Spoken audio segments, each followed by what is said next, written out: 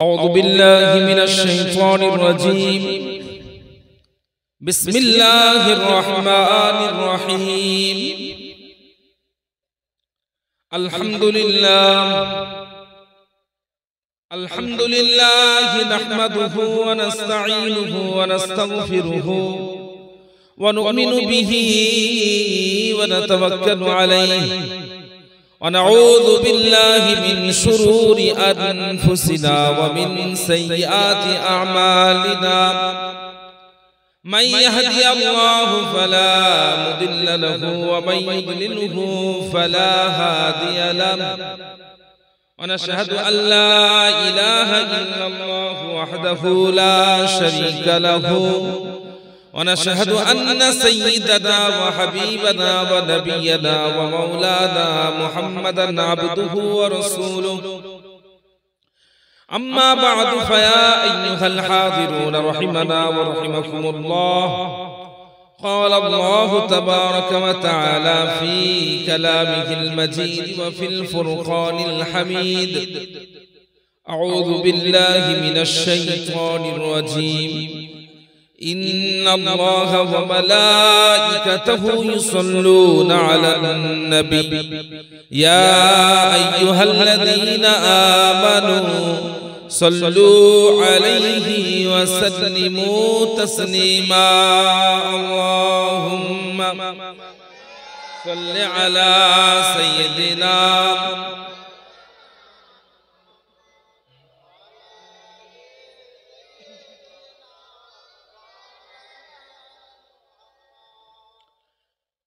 প্রিয় হাজিরিন মজলিস। অল্প সময়ের মধ্যে আমি আপনাদেরকে মুমিন মুসলমান হওয়ার ব্যাপারে, কারণ আমরা তো জলসা মাহফিলে বসেছি এগুলো শেখার জন্য, তাই না? শেখার মজলিস মাশাআল্লাহ। যে বিষয়টা আমরা শিখবো, শুনবো নয়, যেটা আমরা শিখবো সেটা হচ্ছে কি? সেটা হলো মুমিন হওয়ার পদ্ধতি কি, কিভাবে আমরা মুমিন হতে পারি, কিভাবে আমরা মুমিন হতে পারবো। আমরা যদিও সবাই নিজেকে মুমিন ভাবতে পছন্দ করি, ভালোবাসি, আমরা সবাই ভাবি আমরা মুসলমান, আমরা সবাই মুমিন। কেন ভাবি? তার কারণ হলো মানে আমাদের এটা নিজেদের একটা ভরসা আছে আমাদের উপরে। যদি আমি এখানে বলি যে এখানে যতগুলো মানুষ বসে আছেন সবাই জাহান্নামী, একজন জান্নাতি, প্রত্যেকে ভাববেন ওই একজন জান্নাতি ব্যক্তিটা হচ্ছে আমি। আমি যদি বলি এখানে যত লোক বসে আছেন সবাই জাহান্নামী, একজন জান্নাতি, প্রত্যেকে ভাববেন ওই একজন জান্নাতি ব্যক্তি আমি। এখন আল্লাহ রাব্বুল আলামিনের রহমতের উপরে আশা করা তো ভালো, কিন্তু তার থেকে বেশি জরুরি আল্লাহ রাব্বুল আলামিনের আযাবের ভয়টুকুও করা এবং আল্লাহ রাব্বুল আলামিনের সন্তুষ্টিকে ছোট ভাবে না দেখা। আমরা সামান্য কিছু করবো, আল্লাহ তাআলা বড় খুশি হয়ে যাবেন। আমাদের সামান্য মেহনতে আল্লাহ তাআলা রাজি হয়ে যাবেন। আমরা কিছু না করলেও আল্লাহ তাআলা খুশি হবেন আমাদের উপর, এমন চিন্তাধারা না রাখাটা দরকার। তাহলে আমাদেরকে কি করতে হবে? মুমিন হওয়ার জন্য আমাদেরকে বেশ কিছু গুরুত্বপূর্ণ কাজ আমাদের জীবনে বাস্তবায়ন করতে হবে। আমার আলোচনা সেটাই, যতটুকু সময় থাকবো এই কয়েকটা পয়েন্টে আপনাদেরকে সামনে। মুমিন হওয়ার সবথেকে প্রথম কাজ কি? একজন মুমিন ব্যক্তি মুমিন হতে চাইলে সর্বপ্রথম কি করবেন? আল্লাহ রাব্বুল আলামিন বলছেন কি? আউযু বিল্লাহি মিনাশ শাইতানির রাজীম। আল্লাযীনা হুম ফী সালাতিহিম খাশিউন। আল্লাহ রাব্বুল আলামিন জানিয়ে দিলেন একজন ব্যক্তি মুমিন হতে চাইলে, মুসলমান হতে চাইলে ওই ব্যক্তির জন্য তার জিন্দেগিতে সবথেকে বেশি গুরুত্বপূর্ণ যে কাজ, সেই কাজ হলো ওই মুসলমান, ওই মুমিন ব্যক্তি তার জীবনে, তার জিন্দেগিতে 5 ওয়াক্ত নামাজের ব্যাপারে সতর্ক হবে। প্রথম কাজ নামাজের ব্যাপারে। এখন ইন্টারেস্টিং ব্যাপার দেখেন, এখন যেই ওয়াজ করতে যায় খালি নামাজের কথা, তাই না? কি আমাদের জন্য পেরেশানি, সবাই খালি এসে নামাজ, আর কিছু টপিক নেই, খালি নামাজের কথা। কিন্তু চিন্তা করেন এত নামাজের কথা হয় যে আমরা নামাজের কথা শুনে শুনে বিরক্ত, কিন্তু তারপরেও মসজিদে আমরা ঠিক হাজির হতে পারি না, তাই না? মসজিদে আমরা ঠিক এখনো হাজির হতে পারি না। তো প্রিয় হাজিরিন, আল্লাহ রাব্বুল আলামিন কোরআন শরীফের মধ্যে বলেন মুমিনের বৈশিষ্ট্য হলো আল্লাযীনা হুম ফি সালাতিহিম খাশিউন। এখন আল্লাহ তাআলা বলেননি যে দাস নামাজ পড়বে, আল্লাহ তাআলা বলেননি যে আল্লাযীনা হুম ইউসাল্লুন, আল্লাহ তাআলা বলেননি, বলেন কি বলেন আল্লাযীনা হুম ফি সালাতিহিম খাশিউন। শুধু নামাজ পড়া নয়, নামাজের ব্যাপারে সতর্কতা। সেটা কেমন? ভাইরা আমার মুসলিম, ইমাম ফখরুদ্দিন রাজি রাহমাতুল্লাহি আলাইহি তার রচিত তাফসীর কিতাবের মধ্যে উল্লেখ করে দিলেন, আল্লাহ রাব্বুল আলামিন জানিয়েছেন নামাজের ব্যাপারে সতর্কতা। সেটা কেমন? ইমাম ফখরুদ্দিন রাজি রাহমাতুল্লাহি আলাইহি বললেন, নামাজের ব্যাপারে সতর্কতার অর্থ হলো একজন মুমিন, একজন মুসলমান, তিনি তার নামাজের আগে নামাজের ব্যাপারে সতর্ক থাকবেন, দ্বিতীয় নামাজের মধ্যে নামাজের ব্যাপারে সতর্ক থাকবেন, এবং 3 নম্বর হলো নামাজের পরে নামাজের ব্যাপারে সতর্ক থাকবেন। নামাজের আগে নামাজের ব্যাপারে সতর্কতা, 2 নামাজের মধ্যে নামাজের ব্যাপারে সতর্কতা, 3 নামাজের পরে নামাজের ব্যাপারে সতর্কতা। নামাজের আগে নামাজের ব্যাপারে সতর্কতা কি? আমার কথা বুঝতে পারছেন? নামাজের আগে নামাজের ব্যাপারে সতর্কতা কি? আল্লাহ রাব্বুল আলামিন কুরআন শরীফে এক জায়গায় বললেন, রিজালুল লা তুলহিহিম তিজারাতুন ওয়ালা বাইউন আন যিকরিল্লাহ। আল্লাহ রাব্বুল আলামিন বলে দিলেন, একজন প্রকৃত মুসলমান, একজন প্রকৃত মুমিন, একজন মুসলমান বান্দা, তার জীবনে তার ব্যবসা বাণিজ্য, তার কেনাকাটা, দুনিয়ার যাবতীয় জিনিসপত্র তাকে নামাজ থেকে এবং আল্লাহ রাব্বুল আলামিনের জিকির থেকে দূরে সরাতে পারবে না। প্রকৃত মুসলমান তার ব্যবসা বাণিজ্য থাকবে, টাকা পয়সা থাকবে, ধন দৌলত থাকবে, পয়সা কড়ি থাকবে, সংসার থাকবে, সব। ইসলাম আপনাকে বলছে না না তোমাকে কিচ্ছু সম্পত্তি রাখতে পারবে না তুমি, ইসলামে কথা বলছে, বরং ইসলাম কি বলছে, হালাল উপায়ে, হালাল পদ্ধতিতে, হালাল ভাবে আপনি যদি যত টাকাই কামান না কেন, পৃথিবীর সবথেকে বড় লোক হলেও কোনো সমস্যা নেই, কোনো সমস্যা নেই। একটা ব্যবসার জায়গায় 100টা ব্যবসা থাকুক, কোনো সমস্যা নেই। রাসূল পাক সাল্লাল্লাহু আলাইহি ওয়াসাল্লামের একজন সাহাবা ছিলেন আব্দুর রহমান বিন আউফ রাদিয়াল্লাহু তাআলা। এই সাহাবা তিনি এত টাকার মালিক ছিলেন, বিশ্বের শুরুতে অর্থাৎ আদম আলাইহিস সালাতু ওয়াস সালাম থেকে নিয়ে আজ পর্যন্ত পৃথিবীর বুকে তার থেকে বড় লোক আর কেউ ছিল না। বিশ্বাস করুন, পৃথিবীর বুকে তার থেকে বেশি বড় লোক আর কেউ ছিল না। হযরত খালিদ বিন ওয়ালিদ, তার নাম ছিল কি? হযরত আব্দুর রহমান বিন, হযরত তার নাম কি? আব্দুর রহমান বিন ওয়াক্কাস রাদিয়াল্লাহু তাআলা। আব্দুর রহমান বিন আউফ রাদিয়াল্লাহু তাআলা তিনি কি ছিলেন? পৃথিবীর সবচেয়ে ধনী ব্যক্তি। তা বলে কি সাহাবার মাকাম থেকে নামিয়ে দেওয়া হয়েছে? মর্যাদা কমে গেছে? সম্মান কমে গেছে? না, তিনি উচ্চ সম্মানের সাহাবা সম্মান তিনি পেয়েছেন। অর্থাৎ টাকা পয়সা, ধন দৌলত হালাল উপার্জনে, হালাল পদ্ধতিতে হলে সেটা মানুষের ঈমান আমলের জন্য কোনো ক্ষতির কারণ হয় না। কিন্তু ক্ষতির কারণ কখন হবে? যখন আপনার ব্যবসা বাণিজ্য, টাকা পয়সা, লেনদেন আপনাকে আপনার ইবাদত থেকে দূরে সরিয়ে দেয়, ইবাদত থেকে দূরে সরিয়ে দেয়। তাহলে আমাদেরকে কি করতে হবে? যেমন আব্দুর রহমান বিন আউফ রাদিয়াল্লাহু তাআলা কোটি কোটি টাকার মালিক হওয়ার পরে 5 ওয়াক্ত নামাজে,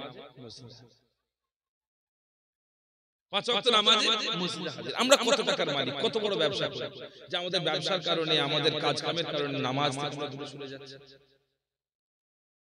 আমি আপনাদেরকে সংক্ষেপে বলি, যেটা আমাদেরকে করতে হবে সেটা হলো নামাজের আগে নামাজের ব্যাপারে সতর্কতা হলো, যাই করি না কেন আমরা যেন নামাজের সময়ে নামাজটুকু আদায় করি, নামাজের সময়তে নামাজটুকু আদায় করি। এটা হলো নামাজের আগে নামাজের ব্যাপারে সতর্কতা। 2 নম্বর, নামাজের মধ্যে নামাজের ব্যাপারে সতর্কতা। খুব ভালো করে শুনুন, নামাজের মধ্যে নামাজের ব্যাপারে সতর্কতা।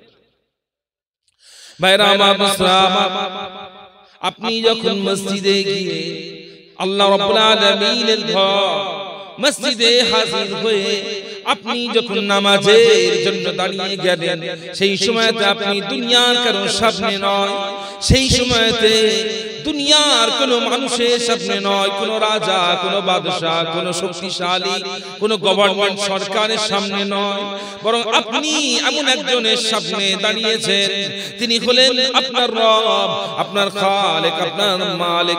সেই জন্য আপনি যখন মসজিদে দাঁড়াবেন, আপনার মধ্যে যেন এই অনুভূতিটা থাকে, আপনার মধ্যে যেন এই ভাবটা থাকে যে আপনি আপনার রবের সামনে দাঁড়িয়েছেন।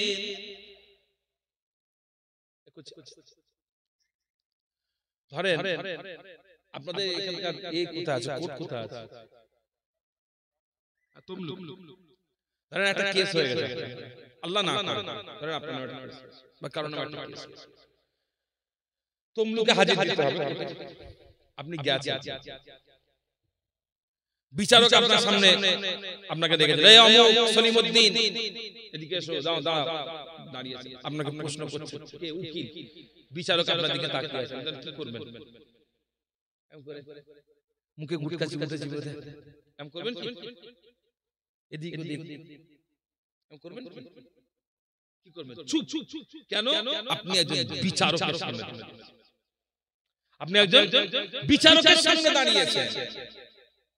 এখন একজন বিচারকের সামনে দাঁড়ালে আপনাকে যদি এত সতর্ক হতে হয়, আপনি একজন এমএলএ এর কাছে গেছেন একটা কাগজে সই করিয়ে আনার জন্য, তার সামনে আপনি কত জুজু, কত নম্র, কত ভদ্র, তাই না? একজন এমপির সামনে গেছেন, তার সামনে কত নম্র, কত ভদ্র। একজন মন্ত্রীর সামনে গেছেন, আপনি তার সামনে কত আদব, কত তামিজ। কিন্তু এই সবার প্রভু আল্লাহ সুবহানাহু ওয়া তাআলা, তার সামনে যখন আপনি দাঁড়াবেন, আপনার মধ্যে কত আদব তামিজ। এই আদব তামিজটা তৈরি করা হলো নামাজের মধ্যে, নামাজের মধ্যে।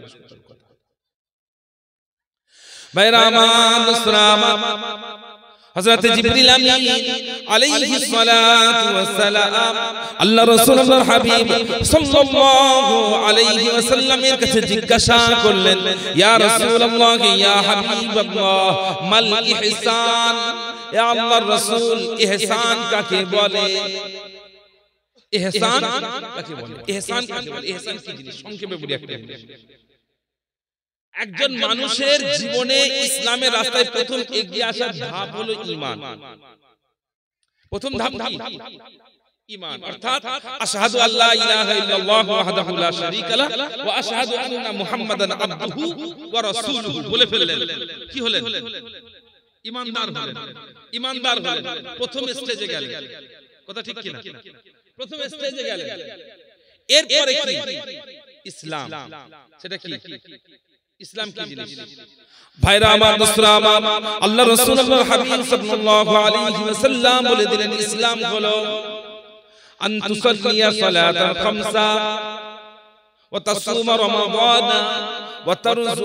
আল্লাহ রাসূল সাল্লাল্লাহু আলাইহি ওয়াসাল্লাম বলে দিলেন, নামাজ, ইসলাম হলো 5 ওয়াক্ত নামাজ, আর রমজান মাসে রোজা এবং যাকাত এবং হজ। নামাজ, রোজা, হজ, যাকাত, এটা কি? ইসলাম। ঈমান, কালেমা। ইসলাম, নামাজ, রোজা, হজ, যাকাত। ঈমান প্রথম, তারপরে ইসলাম। এরপরে ইসলামের চূড়ান্ত মাকাম হচ্ছে ইহসান। চূড়ান্ত মাকামের নাম কি? ইহসান। জিবরিল আমিন আলাইহিস সালাতু ওয়াস সালাম রাসূল পাক সাল্লাল্লাহু আলাইহি ওয়াসাল্লামকে জিজ্ঞেস করছেন, ইয়া রাসূলুল্লাহ, ইহসান কাকে বলে? ইহসান কাকে বলে? ইহসান কি জিনিস? সেই সময় আল্লাহ রাসূলুল্লাহর হাবিব হযরত মুহাম্মদুর রাসূলুল্লাহ সাল্লাল্লাহু আলাইহি ওয়াসাল্লাম উত্তর দিয়ে দিলেন, আল ইহসানু আন তা'বুদাল্লাহা কাআন্নাকা তারাহু ফাইন লাম তাকুন তারাহু ফাইন্নাহু ইয়ারাকা।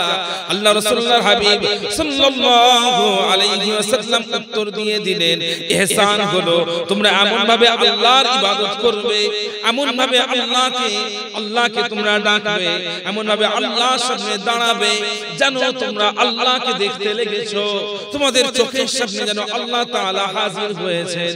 এই ভাব যদি মনে তৈরি না হয়, তাহলে এমন ভাবে তোমরা ইবাদত করো যেন আল্লাহ রাব্বুল আলামিন তোমাদেরকে দেখতে লেগেছে।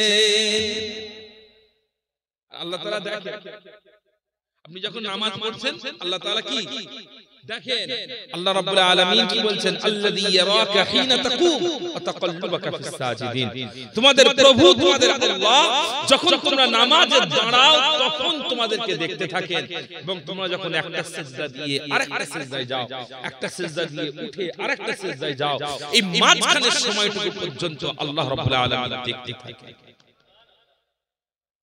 এখন আপনি কার সামনে দাঁড়িয়েছেন? কোন জাজের সামনে, উকিলের সামনে, এমএলএর সামনে, এমপির সামনে, কার সামনে?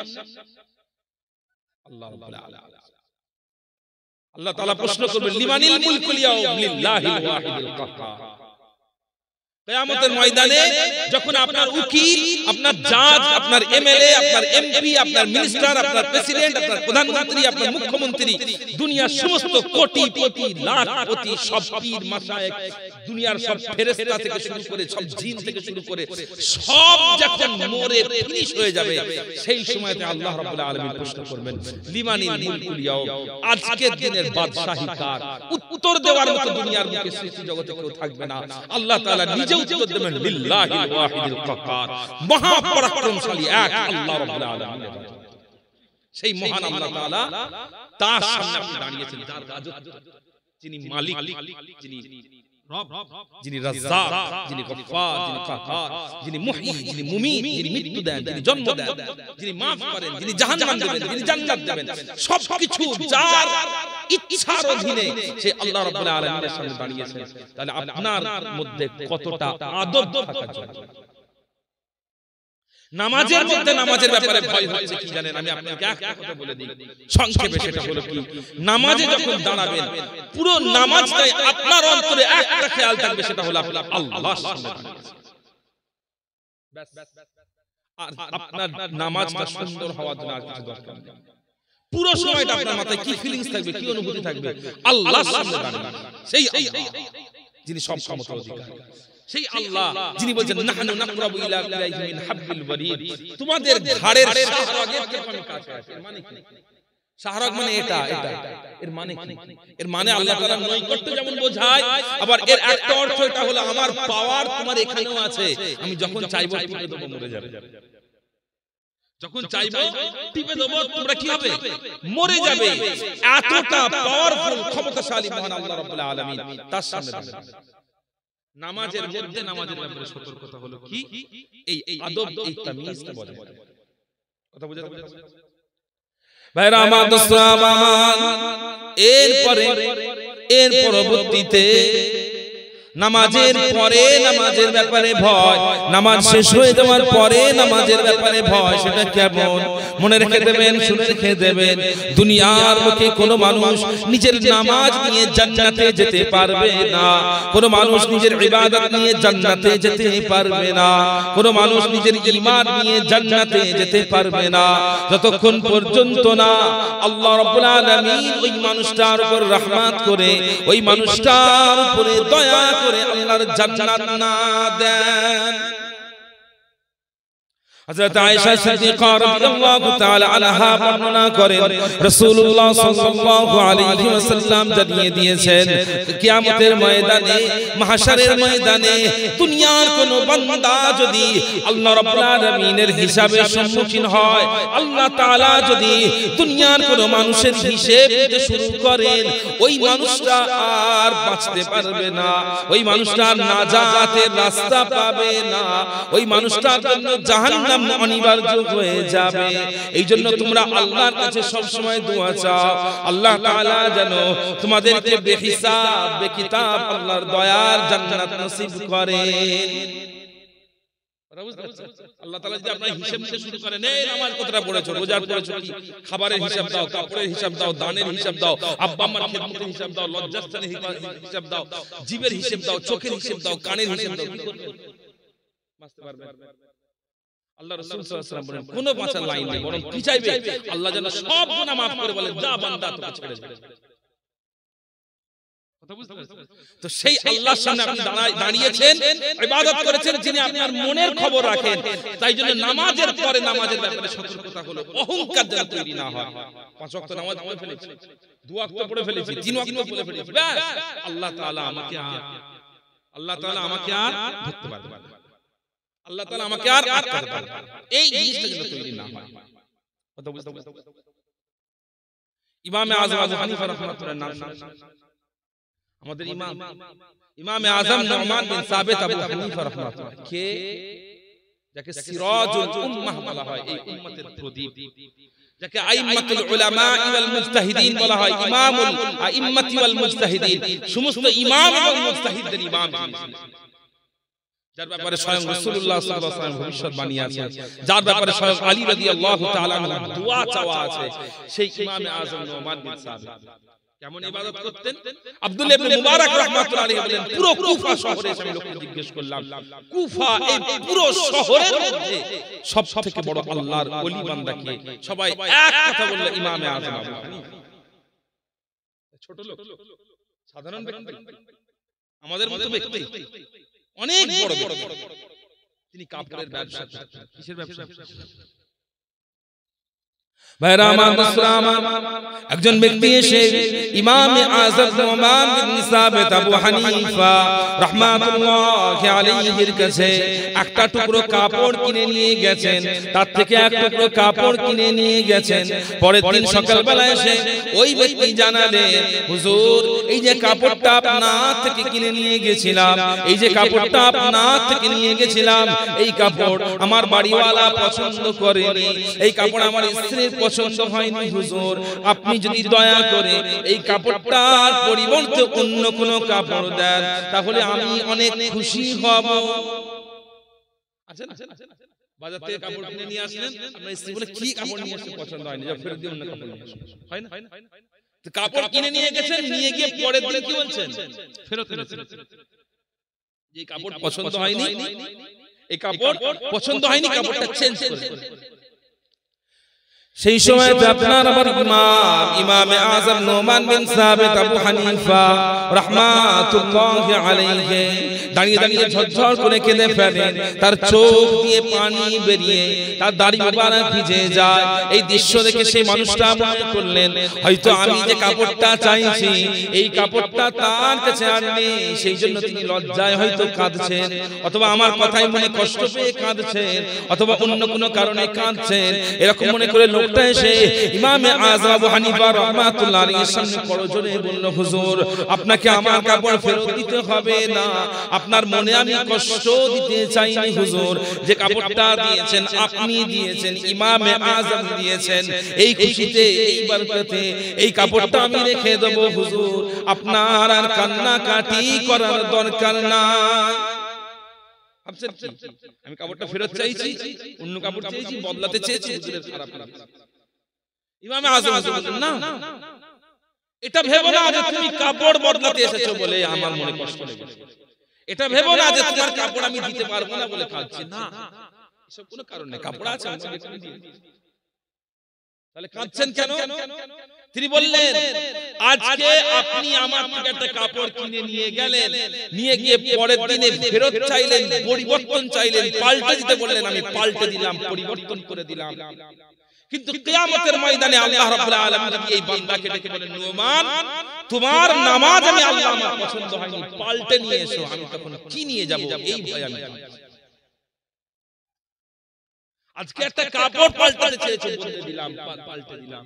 কিয়ামতের ময়দানে আল্লাহ তাআলা যদি বলেন, নুমান, আবু হানিফা রাহমাতুল্লাহর নাম, নুমান তোমার নামাজ, তোমার ইবাদত, তোমার বান্দেগী আমার পছন্দ হয়নি, পাল্টে নিয়ে এসো, অন্য কোন আমল আপনি নিয়ে এসো, তখন আমি কি করব? সেই ভয় আমি। আর আজকে আমরা এক ওয়াক্ত নামাজ পড়ি, 3 ওয়াক্ত কাজা, 4 ওয়াক্ত কাজা, এক ওয়াক্ত পড়ি, 2 ওয়াক্ত কাজা, 3 ওয়াক্ত পড়ি, 2 ওয়াক্ত কাজা, 2 ওয়াক্ত পড়ি, 3 ওয়াক্ত কাজা পড়ি, তার মধ্যে ইবাদত থাকে না, আল্লাহর জিকির থাকে না, মনে আল্লাহর খৌফ থাকে না, আমাদের সিজদা সুন্দর হয় না, রুকু সুন্দর হয় না, নামাজের মধ্যে ঝপাঝপ গায়ক মায়ক করে নামাজ আদায় করি, তারপরে আমরা ভাবি কি যে আমরা পাক্কা নামাজি, আমাদেরকে আল্লাহ তাআলা কিছু করতে পারে। নামাজের পরে নামাজের ব্যাপারে ভয় হলো, নামাজ আমরা আদায় করব, সবথেকে ভালোভাবে আদায় করার চেষ্টা করব, কিন্তু আমরা আল্লাহর কাছে মুনাজাত করে বলবো, আল্লাহ খুবই সামান্য আপনার দরবারে হাজির হওয়ার লায়ক আমরা নয়, আমরা উপযুক্ত নয়, খুব সামান্য স্বল্প ইবাদত বন্দেগী করতে পেরেছি আল্লাহ। আল্লাহ রাব্বুল আলামিন আপনি দয়া করে আমাদের ভুল ত্রুটিগুলোকে নজরআন্দাজ করে, আমাদের অন্যায়গুলোকে নজরআন্দাজ করে এই ইবাদতকে আল্লাহ রাব্বুল আলামিন কবুল করেন। কথা বোঝানো গেল? তাহলে নামাজের ব্যাপারে সতর্কতা, নামাজের আগে নামাজের ব্যাপারে সতর্কতা, নামাজের পরে নামাজের ব্যাপারে সতর্কতা, নামাজের মধ্যে নামাজের ব্যাপারে সতর্কতা। কার মধ্যে থাকবে? মুমিনের মধ্যে। কার মধ্যে থাকবে?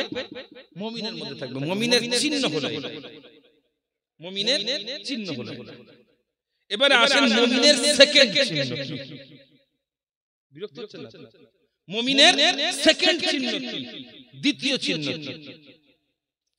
ভাইরা আমার, দোস্তরা আমার, আল্লাহ রাব্বুল আলামিন কুরআন মাজিদের মধ্যে মুমিনের দ্বিতীয় চিহ্ন, দ্বিতীয় আলামত জানিয়ে দিলেন।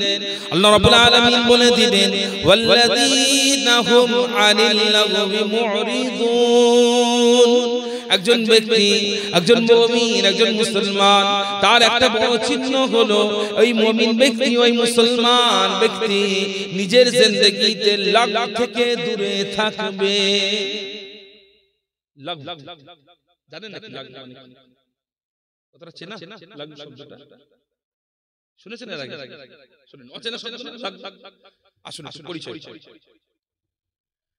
লাগব শব্দের অনেকগুলো অর্থ আছে, এক এক করে বলি। নাম্বার 1, লাগব শব্দের প্রধান অর্থ হচ্ছে অনর্থক। কি করা? অনর্থক কথা বলা। আপনি এই বাইরে বেরোবেন, রাস্তা দিয়ে হেঁটে হেঁটে যাবেন, দেখবেন প্রত্যেকটা মানুষ অনর্থক কথার মধ্যে লিপ্ত। দেখবেন কোনো প্রয়োজন নেই এমন কথা। আমরা দেখবেন সারাদিনে যত কথা বলি, আপনি যদি নিয়ত করেন কাল থেকে শুধুমাত্র প্রয়োজন হলেই কথা বলবো, তাহলে দেখবেন যে আপনার 70% কথা বন্ধ হয়ে গেছে, 12 বেশি, তাই না? যদি কালকে সকাল থেকে মনে করেন যে অনর্থক কথা বলবো না, শুধুমাত্র প্রয়োজন হলেই কথা বলবো, প্রয়োজন মোতাবেক কথা বলবো, দেখুন আপনার অর্ধেক কথা, অর্ধেকের বেশি কথা বন্ধ হয়ে গেছে। তার কারণ আমরা প্রতিদিন অধিকাংশ ক্ষেত্রে অনর্থক কথা বলি। রাজনীতির কথা, খেলাধুলার কথা, সিনেমার কথা, অপরের গীবতের কথা, গীবত গেল্লার কথা, হাসি ঠাট্টা তামাশার কথা, এগুলো কি? এগুলো কি অনর্থক? অনর্থক কথা। তো আমরা প্রচন্ড পরিমাণে অনর্থক কথাই লিখতে থাকি। ভাইরা আমার, দোস্তরা আমার, আল্লাহ রাসূল আল্লাহর হাবিব সাল্লাল্লাহু আলাইহি ওয়াসাল্লাম বলে দিলেন, মান আমানা বিল্লাহি ওয়াল ইয়াউমিল আখির ফালিয়াকুল খায়রা আও লিয়াসমুত। তোমাদের মধ্যে কেউ যদি আল্লাহর উপরে ঈমান আনে এবং কেউ যদি কিয়ামতের উপরে ঈমান আনে, তাহলে এই মানুষটা যেন এই আল্লাহর উপরে ঈমান আনার পরে এবং কিয়ামতের উপরে ঈমান আনার পরে এই মানুষটা যেন শুধুমাত্র বললে ভালো কথাই বলে, কথা উচ্চারণ হলে যেন ভালো কথাই বের হয়, আর না হলে সে যেন চুপ থাকে। বললে ভালো কথাই বলবে, যদি আপনার মধ্যে আল্লাহর প্রতি ঈমান থাকে, কিয়ামতের প্রতি ঈমান থাকে। এর মানে ঈমান তো আছে, আমরা সবাই আল্লাহকে ভয় করি, আল্লাহর প্রতি ঈমান আছে না? কিয়ামতের প্রতি ঈমান আছে না? তাহলে আমরা অনর্থক কথা কেন বলি? এই আয়াতের অর্থ হলো আল্লাহ রাব্বুল আলামিন, আল্লাহ রাসূল সাল্লাল্লাহু আলাইহি ওয়াসাল্লাম বলে দিলে, যদি তোমরা জানো কিয়ামত কি জিনিস, আর যদি তোমরা জানো আল্লাহ রাব্বুল আলামিন কে, হাকিকতে যদি তোমরা জানতে পারতে, তাহলে তোমাদের কথা বন্ধ হয়ে যেত। হাসি ঠাট্টা তামাশা মজাক বন্ধ হয়ে যেত। সারা দিনে কতটা হাসেন? আমরা সারা দিনে কতটা হাসি? প্রচুর হাসি। সারাদিনে প্রচুর হাসি হাসি মধ্যে থাকি। কই কোনদিন কাউকে বলেছেন এত হাসিস কেন, সারাদিন হাসিই যাস? বলেছেন? এত হাসিস কেন সারাদিন? কিন্তু একজন যদি 2 মিনিট কাঁদে, আমরা কি বলি? আর কাঁদতে হবে, কাঁদে সারাদিন কাঁদে বলছে। অর্থাৎ আমাদের কাছে হাসিটা ভালো জিনিস, কিন্তু কান্নাটা খারাপ। একজন ব্যক্তি কাঁদলে আমরা তাকে না কাঁদা যায়। একটা কথা তো সমাজে প্রচলিত, পুরুষ মানুষ কাঁদতে নেই। প্রচলিত না, পুরুষ মানুষ কাঁদতে নেই। এখানে যে কজন মানুষ বসে আছেন চিন্তা করেন, শেষ কবে কেঁদেছে? শেষ কবে কেঁদেছে? আমরা কবে কেঁদেছি? সুফিগণ, আল্লাহর ওলিগণ কান্নাটাকে নিয়ামত মনে করতেন। কান্নাটাকে নিয়ামত মনে করতেন। আল্লাহ তাআলা বলেন ফালিয়াবহাকু কলিলা ওয়ালিয়াবকু কাসীরা, মুমিনগণ তারা যেন হাসে কম কাঁদে বেশি। কিন্তু আমরা এমন মুসলমান হয়েছি, আমরা হাসি বেশি কাঁদি কম। কেন বলেন? তার কারণ আমরা নিজেদেরকে পরীক্ষা করি না, নিজেদের গুনাহের দিকে খেয়াল করি না, নিজেদের অন্যায়ের দিকে তাকাই না। কথা বুঝতে পেরেছেন? দেখবেন আমরা এত হাসি, তো আমি আপনাকে একটা কথা স্মরণ করাই, আমার সাথে সাথে একটু স্মরণ করবেন কথাটা, নিজের অন্তরে কথাটা স্মরণ করবেন।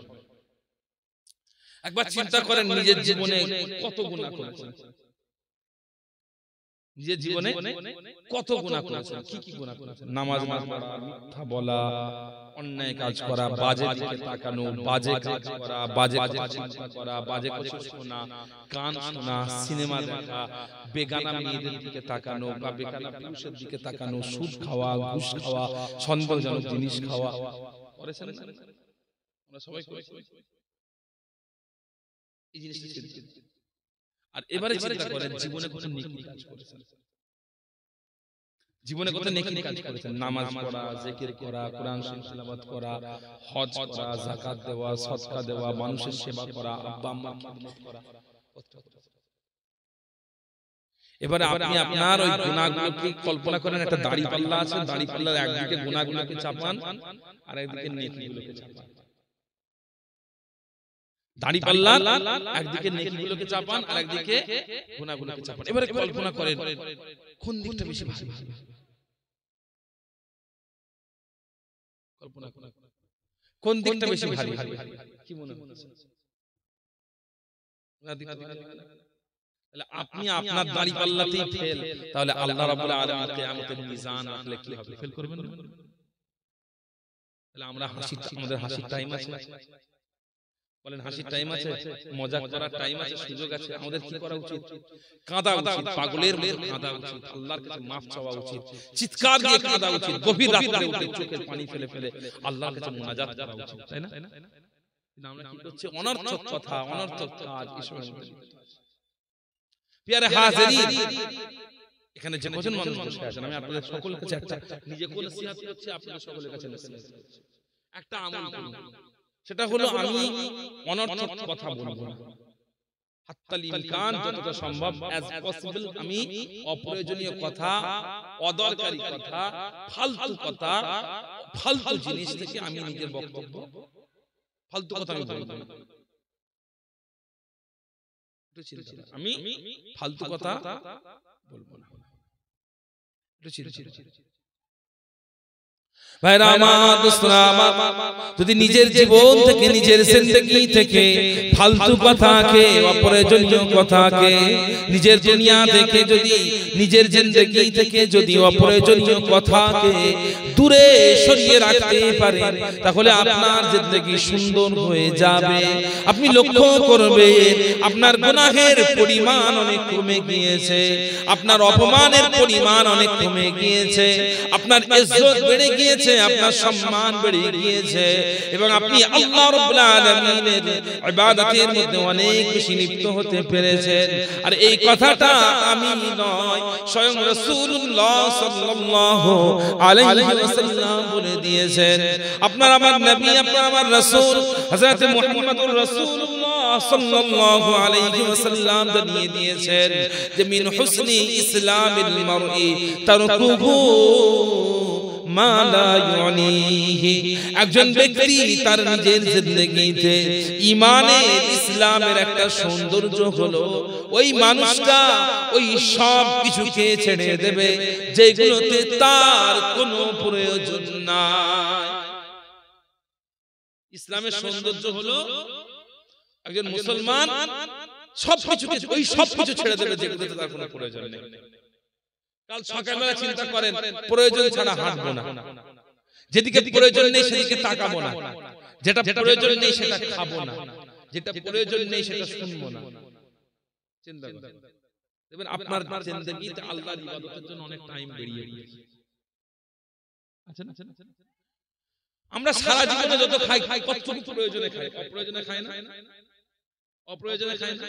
বিয়ে বাড়িতে গেছেন, প্লেটে 10টা রসগোল্লা তুলেছেন, আচ্ছা না, বিয়ে বাড়িতে গিয়ে খেতে বসেছে, প্লেটে 10টা রসগোল্লা তুলেছে, 6টা 7টা গোস্তের টুকরো তুলেছে। আপনি বলেন একজন মানুষ মুখ মিষ্টি করার জন্য একটা রসগোল্লা খেতে পারে,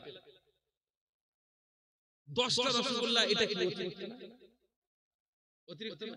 কিন্তু খাচ্ছে জোর করে, না না কি খেয়ে যাবে আমরা, এটা কি অনর্থ? অপ্রয়োজনীয় কাজ করা, আমরা কত অপ্রয়োজনীয় কাজ করি, অপ্রয়োজনীয় কথা বলা, কত অপ্রয়োজনীয় কথার মধ্যে আমরা লিপ্ত থাকি। প্যারে হাজিরিন, বাঁচার উপায় কি? বাঁচার উপায় হলো আমরা অপ্রয়োজনীয় কথা, অপ্রয়োজনীয় কাজ, অপ্রয়োজনীয় জিনিস থেকে দূরে থাকবো, অপ্রয়োজনীয় ভাবনা থেকে দূরে থাকবো। এতে কি হবে? এতে যে ফলাফলটা হবে সেই ফলাফলটা হলো আমরা যারা আছি, আল্লাহ তাআলা রাসূল সাল্লাল্লাহু আলাইহি ওয়াসাল্লাম বলেন আমাদের নিজের ইসলামের সৌন্দর্য বেড়ে যাবে। তো প্রিয় হাজিরিন, আমরা কি করব? এইটা আমি আপনাদের কাছে নসিহত করলাম, নিজেকে নসিহত করলাম, আপনাদের কাছেও নসিহত করলাম যে আমরা অপ্রয়োজনীয় কথা, অপ্রয়োজনীয় কাজ, অপ্রয়োজনীয় চিন্তা থেকে বাঁচব। কারণ এটা মুমিনের আলামত। এটা কার আলামত? কার আলামত? মুমিন। প্রিয় হাজিরিন, লাগবের আর কি মানে? লাগু শব্দের আরেকটা অর্থ হলো, লাগু শব্দের আরেকটা মানে হলো মিথ্যা কথা থেকে দূরে থাকা, মিথ্যা কথা বলা, অসত্য কথা বলা, এটা থেকে নিজেদের জবানকে হেফাজত করা।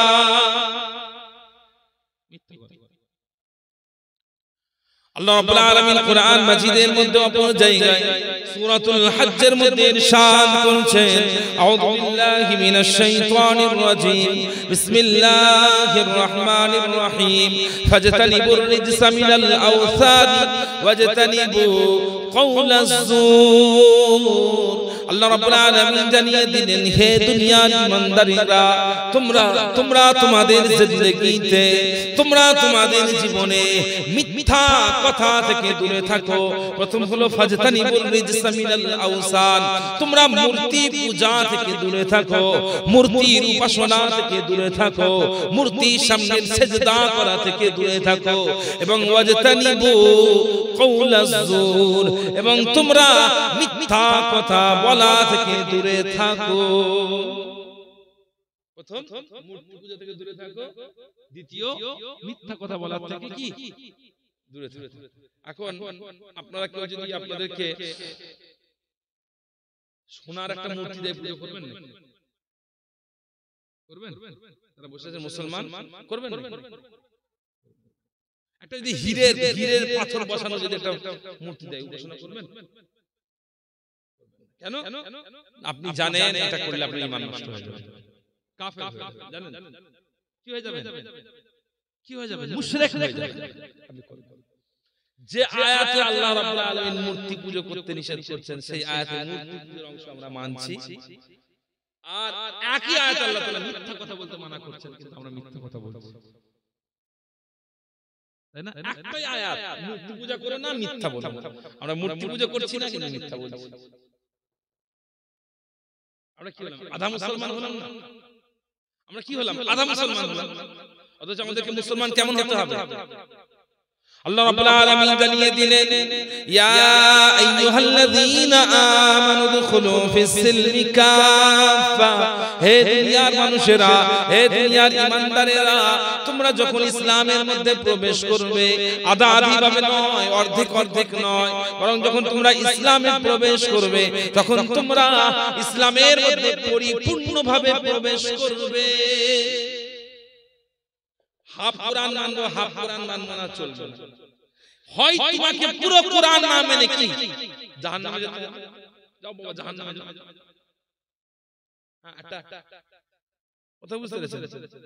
কোরআন মানলাম না, হাদিস মানলাম না, রাসূলুল্লাহ সাল্লাল্লাহু আলাইহি ওয়াসাল্লাম সুন্নাত মানলাম না, জাহান্নামের রাস্তা গ্রহণ করলাম, চলবে।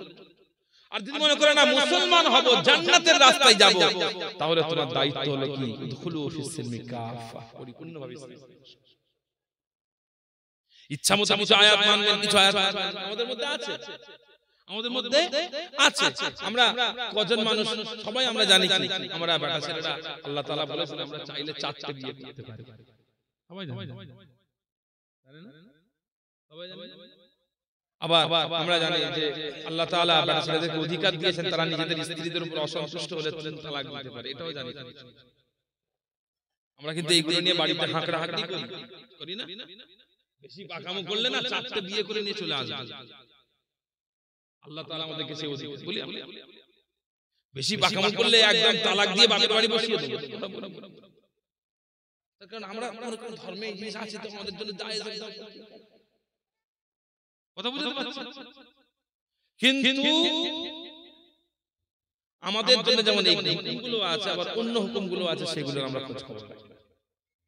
এর ফলে কি হয়েছে বলেন তো? জিল্লতির জীবনে চলে গেছে। কিসের জীবনে? জিল্লতির জীবন, অপমানের জীবনে চলে গেছে। أفتؤمنون ببعض الكتاب وتكفرون ببعض فما جزاء من يفعل ذلك منكم إلا خزي في الحياة الدنيا। আল্লাহ রাব্বুল আলামিন বললেন, তোমরা কি কোরআন মাজিদের কিছু অংশকে তোমরা বিশ্বাস করবে, কিছু অংশকে তোমরা মেরে দেবে, আবার কিছু অংশকে তোমরা অবিশ্বাস করবে, ত্যাগ করবে। শুনে রেখে দাও, জেনে রেখে দাও, যদি এমনটা তোমরা করো, তোমাদের জিন্দেগিতে যদি এমনটা ঘটে যে কোরআনের কিছু অংশ মানলে, কিছু অংশ ছেড়ে দিলে, তবে শুনে রেখে দাও, জেনে রেখে দাও, এর বদলাতে তোমরা দুনিয়া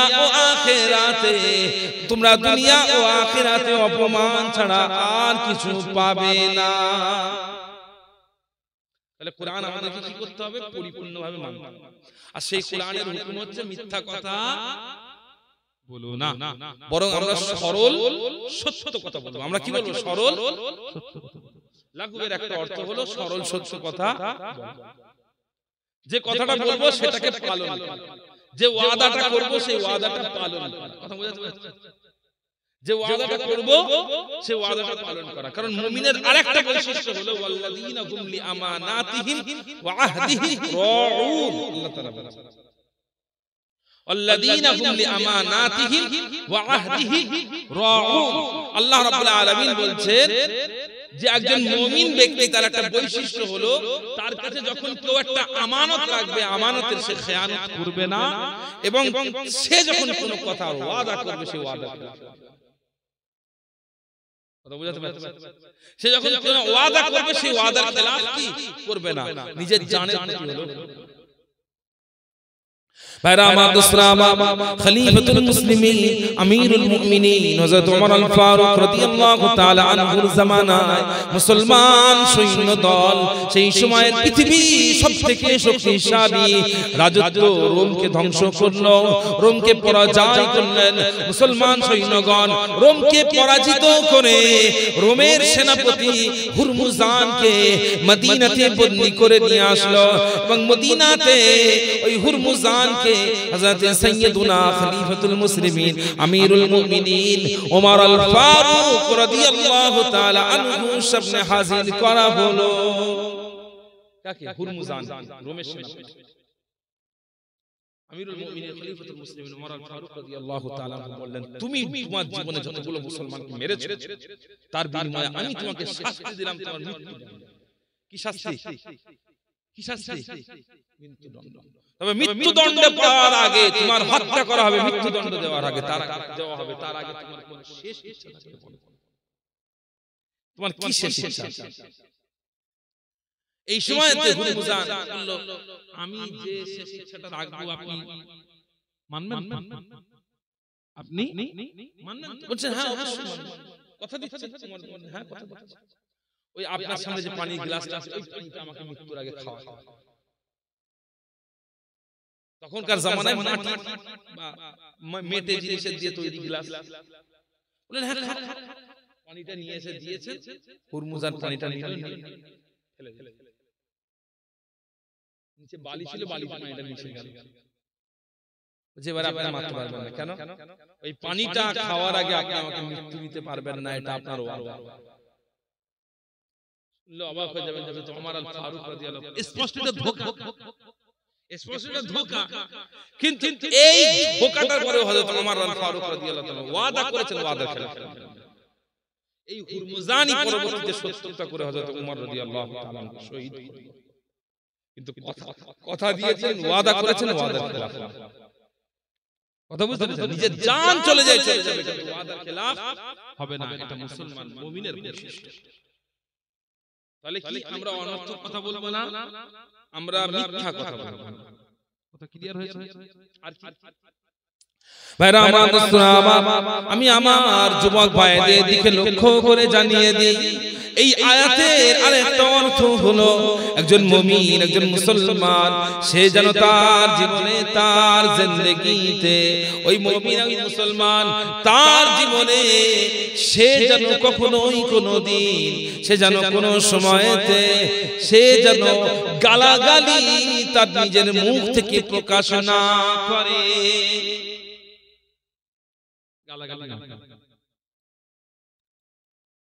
আল্লাহ রাসূল আল্লাহ হাবিব সাল্লাল্লাহু আলাইহি ওয়াসাল্লামের একটা হাদিস আছে, হুজুর পাক সাল্লাল্লাহু আলাইহি ওয়াসাল্লাম বলেছেন মুনাফিকের আলামত হলো চারটি।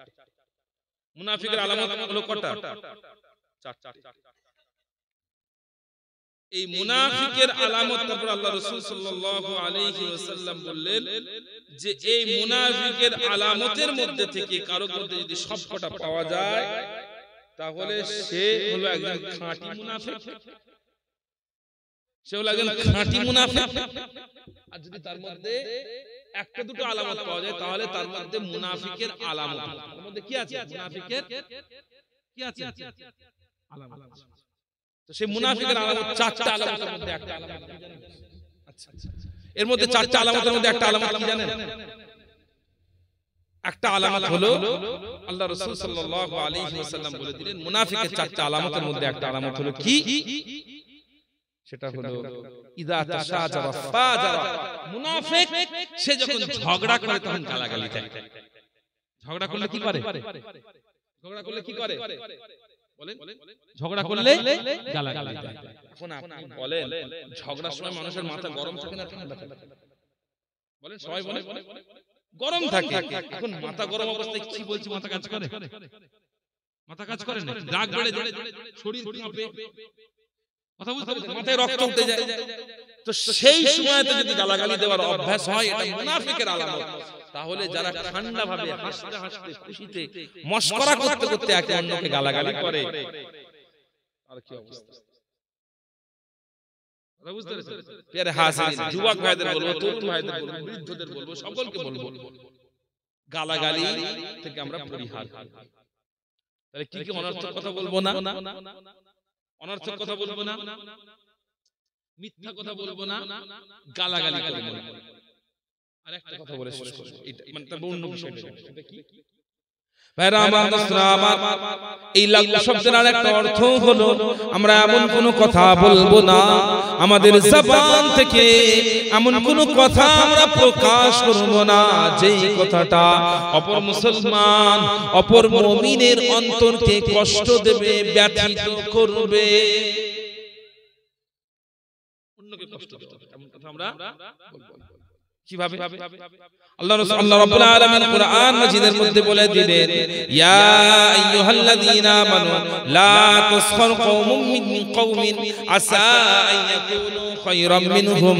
তোমাদের মধ্যে কার কোন জাতি, তোমাদের মধ্যে কার কোন গোত্র যেন অপর কোন জাতি, অপর কোন গোত্রকে ছোট চোখে না দেখে। মুসলমান দুঃখজনক বিষয়, আমাদের সমাজে আমরা ছোট লোক বড় লোক এই শ্রেণী তৈরি করে রেখেছি। আছে না? অমুক ছোট লোক, অমুক খারাপ লোক, অমুকের বংশ খারাপ, অমুকের বাড়ি খারাপ, অমুকের পরিবার খারাপ, অমুকের পরিবেশ খারাপ, এই ধরনের শব্দ বলে আমরা অন্যকে কি করি? ছোট করি, হিউমিলিয়েট করি। আমরা বড়, আমরা বিশাল, আমাদের সামনে কেউ আসতে পারবে না, আমাদের ধারে কাছে কেউ ঘেঁষতে পারবে না, এই যে মেন্টালিটি। আল্লাহ তাআলা কি বললেন? আসা আইয়াকুনু খায়রাম মিনহুম। আমি এখানে এসে, আমি সিদ্দিকী বংশের ছেলে, এখানে বসে আছেন খান বংশের মানুষ, মোল্লা মল্লিক শেখ বংশের মানুষ, আমি মনে মনে ভাবলাম এই মানুষটার থেকে আমি উত্তম, এই কারণ এই মানুষটা মোল্লা, এই মানুষটা মল্লিক, আমি সিদ্দিকী। আল্লাহ রাব্বুল আলামিন বললেন না, এটা তোমরা ভাবতে পারো না, তার কারণ আসা আইয়াকুনু খায়রাম মিনহুম, হতে পারে আপনি অন্য বংশের হয়েও আমার থেকে উত্তম। আমার থেকে উত্তম আপনি হতে পারেন, কথা বুঝাতে পারছি? আমার থেকে উত্তম আপনি হতে পারেন, তার কারণ না আমি দাদা পীরের আওলাদ, আমি বিরাট বড়, আমার ধারে পাশে করেন না। বলছি বাবু আমার মত করেন না, এটা নয়, এমনটা নয়। আল্লাহ রাব্বুল আলামিন কোরআন মাজিদের মধ্যে জানিয়ে দিয়েছেন, ইয়া আইয়ুহান নাসু ইন্না খলাকনাকুম মিন যাকারিন ওয়া উনসা ওয়া জাআলনাকুম শুউবান ওয়া ক্বাবাইলা লিতাআরাফু ইন্না আকরামাকুম ইনদাল্লাহি আতকাকুম। আল্লাহ রাব্বুল আলামিন বলে দিলেন, হে দুনিয়ার মানুষেরা তোমরা শুনে রেখে দাও, জেনে রেখে দাও, আমি তোমাদের সকলকে এক নারী এবং এক পুরুষ থেকে সৃষ্টি করেছি। তুমি যেই হও না কেন, আপনি যে বংশের হন না কেন, আমি বা যে বংশের হই না কেন, আমরা সকলেই হলাম হযরত আদম এবং হযরত হাওয়া আলাইহিমুস সালাতু ওয়াস সালামের সন্তান। এবং আল্লাহ তাআলা তারপরে বললেন, আমি তোমাদেরকে এই জন্য বিভিন্ন জাতি, বিভিন্ন কওম, বিভিন্ন গোত্রে ভাগ করেছি, লিতাআরাফু, যাতে তোমরা একে অন্যের সাথে পরিচিত হতে পারো। এটা শেখ আব্দুল্লাহ, এটা আব্দুল্লাহ মোল্লা, এটা আব্দুল্লাহ খান, এটা আব্দুল্লাহ মল্লিক, এটা আব্দুল্লাহ সিদ্দিকী, এটা সৈয়দ আব্দুল্লাহ। এই যে পরিচয় পরিচিতি তৈরি হবে, এই জন্য আমি তোমাদের মধ্যে বংশ তৈরি করেছি। তবে এই বংশ তোমাদের উঁচু বা নিচুর কোনো প্রভাব নয়, বরং তোমাদের মধ্যে আল্লাহর কাছে সেই বেশি সম্মানিত, আল্লাহর কাছে তার ইজ্জত সবথেকে বেশি। ইন্না আকরামাকুম ইনদাল্লাহি আতকাকুম, তোমাদের মধ্যে যে মানুষটা আল্লাহকে বেশি ভয় করে, ওই মানুষটা তোমাদের মধ্যে আল্লাহর কাছে বেশি সম্মানিত। আমি সিদ্দিকী রাত্রিবেলা সারা রাত ধরে শুয়ে আছি, ঘুমোচ্ছি বিছানার তলায়, আর আপনি আল্লাহর ভয়ে উঠে তাহাজ্জুদের নামাজ পড়ছেন। আল্লাহর ভয়ে উঠে আপনি তাহাজ্জুদের নামাজ পড়ছেন, নিঃসন্দেহে আপনি। তো সেই জন্য আমরা মুসলমানকে কি করব না, ছোট বড় কত পরিষ্কার বুঝতে পারছেন? আর কি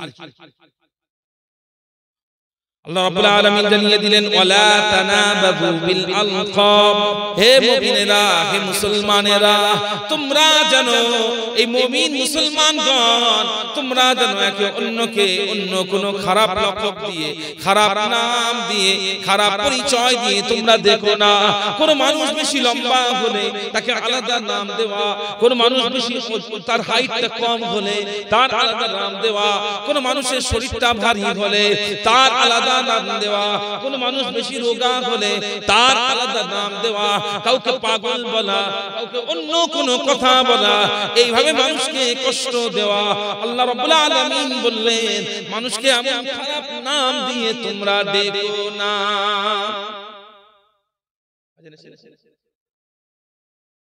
আচ্ছা ঠিক আছে, কথা বুঝতে পারছেন? আমরা খারাপ নাম দিয়ে মানুষকে কি ডাকবো না, কাউকে লম্বা, কাউকে বেটে, কাউকে খাটো, কাউকে উঁচু, কাউকে নিচু, কথা বুঝতে পেরেছেন? এই ধরনের শব্দের আমরা কি করব না, প্রয়োগ। বরং আমরা কি করব, প্রত্যেকটা মানুষের একটা আল্লাহ মানুষ পছন্দ করে ভালো নাম দিয়েছেন, পিতামাতা পছন্দ করে ভালো নাম দিয়েছেন, তো সেই নাম আমরা প্রয়োগ করব, সেই নাম আমরা কি করব, প্রয়োগ করব। কথা বুঝতে পারছি? আর কি আল্লাহ রাব্বুল আলামিন পরে বললেন, একটুখানি বলেন, ইয়া আইয়ুহাল্লাযীনা আমানু ইজতানিবু কাসীরাম মিনাজ যন। খুব গুরুত্বপূর্ণ, আমরা যেটা অনায়াসে করি, ইয়া আইয়ুহাল্লাযীনা আমানু ইজতানিবু কাসীরাম মিনাজ যন, তোমরা মানুষের ব্যাপারে খারাপ ধারণা করো না, মানুষের ব্যাপারে খারাপ ধারণা করো না, কারণ ইন্না বা'দা যন্নি ইসমুন।